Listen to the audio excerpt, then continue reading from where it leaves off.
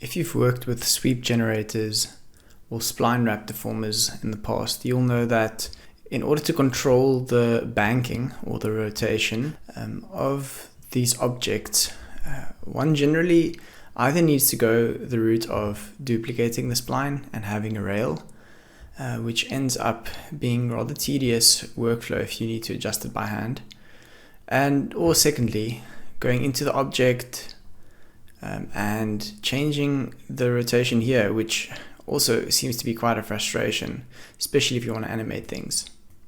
I've come up with a bit of a solution for this problem, still utilizing the rail system, but making it a little more adaptable in terms of the ease of use. So here we actually use rotation on controllers to determine how the banking works of the sweep object. We also have the functionality where we can scale the controller in order for the Bezier handles to scale of the underlying spline.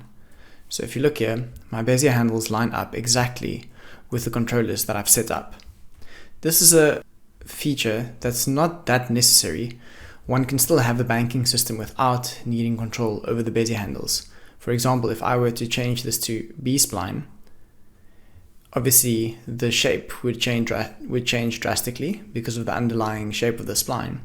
However, the same functionality regarding the rotation of the banking is still applicable. So let's have a look at how we can set this up, firstly with a simple B-spline, and then we'll move on to how we can set up the more advanced system where we can actually scale and change the Bezier handles. Here I've got a new scene with basically just a line, and all I've got is 3 intermediate points on a straight spline. I've set this to B-spline and interpolation to uniform, and this essentially just keeps the interpolating points in between constant and not moving. So what I want to do now is I want to create controllers for each of these. So how do we do that? Well, Cinema 4D has functionality called Spline IK. So if you just, IK Spline, I always get mixed up with that. If you just search Spline IK, if you search IK Spline and you double click that on your spline, you're going to find this interface. Basically all it wants is it wants a spline, which is the one that we are using currently. And then this end is basically the last controller that you'll be using, but I'll explain that now. So if I drag this in here, then it knows that this is the spline that we want to rig up. Now if I go to handles, and basically what it does is I can create handles, which would be my controllers. Now I need to know how many points I have on the spline, and to do that, mine is obviously fairly simple. I've got 5 points, but I can just go into the structure tab and then see that it goes from 0 to 4. So for example, if I were just quickly to subdivide this, you'll see that I've got a bunch more points. It's harder to count them. And then I can see, okay, I've got 9 points. Let me just undo that. In order to see what is the first point in my spline, I can just select a point and then see, okay, there it's showing up in the structure manager. Now I know that I need to add 5 handles. So 1, 2, 3, 4, 5. And the index always starts at 0 in computer graphics. So then this is great, but now you'll see that there's an object tag. So this is essentially if you want custom objects created for your handles, you can drag and drop them there. But what I want to do is I want my controllers to be created exactly on the position of each of my points. And simply by hitting create, again 5 times, it's automatically going to create a bunch of nulls for me on the points. So you'll see 0.0, 0.1, 0.2, 0.3, and 0.4. And this is great, but it doesn't do anything. If I move this around, my spline is still in the same position. Now, all it wants is in this end tab here, you want to drag the last controller, which would be number 4, into there, and then it's going to link everything up. So now, if I drag this, suddenly my null is controlling my spline. Okay, this is great. So just to clear things up a bit, I'm just going to rename this. Rename these ones. So with the rename. Okay, there we go. So I've just renamed these to see my controllers a bit clearly. Now I can change this to be displayed as a sphere instead of a dot. So that's just going to make our life a lot easier when we want to control this.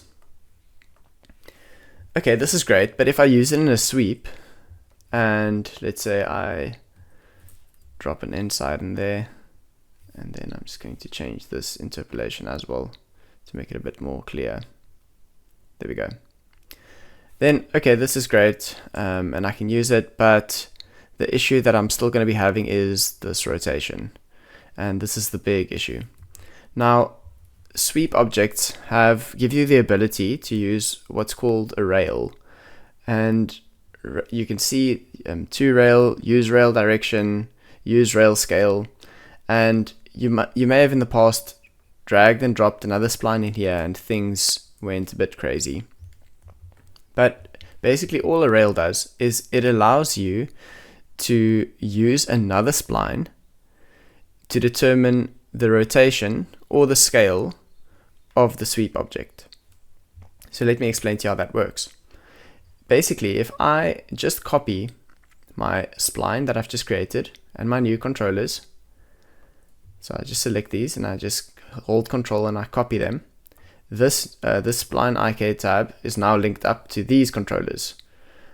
So you can see that these ones are linked to a different spline. And I can just take these and drag them over to the right. Let me hold Shift to snap them. Let's just say 50 units to the right. Now I've got the exact same spline, just offset to the side. What I can now do is, let me just rename these again for clarity's sake. There we go, I've renamed them. So let me rename this spline as well. So this would be, I'll keep it line, and then I can just call this line rail. Now, how do I link up these in order to get the direction? Basically, all I need to do is drag and drop these into their respective parents. So 0 under 0, 1 under 1, 2 under 2, 3 under 3, 4 under 4. Now, what that allows me to do is if I have this object selected, if I move it around, it's parented, and then most importantly, if I rotate it, it's rotating along. This is powerful when I drag these into my sweep. So you're going to see immediately my scale is going to change on my sweep object because by default, use rail scale is enabled. Let me just disable that for now. And then I will enable it again later to show you what that functionality does. But now, if I move this around, you're going to see it's no longer just rotating randomly. The rotation is being determined by my rail spline. And so now I can rotate this however I want, and it's going to follow along. What the rail scale does is it allows you to use your rail to determine where the endpoint of the driving spline will be. So at the moment, the scale of this inside is determining the scale of the sweep object. But if I turn on rail scale, then my rail is going to determine the size. Now this is powerful, especially when I start moving these rail points. But this isn't necessarily exactly how you want it. Maybe you want it centered, as we previously had it, because now the spline is offset, then that's fine. You can just turn off to rail, and then it's centered again. So let's take all of these rail objects, or controllers rather, move them in, and there you go. Now you can see now I've got scale happening, and I've got rotation. So that's it for a basic B-spline setup.